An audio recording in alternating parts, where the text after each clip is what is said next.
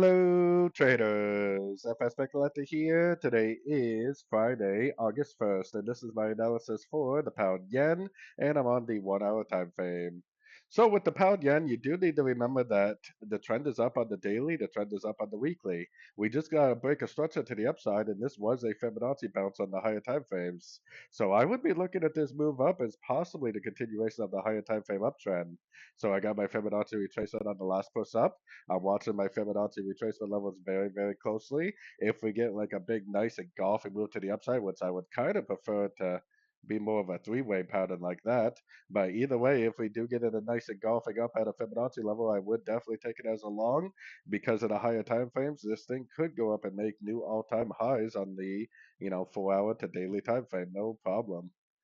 So, anyways, don't forget to check out my website, fxpipcollector.com. And as always, thank you for watching and happy trading.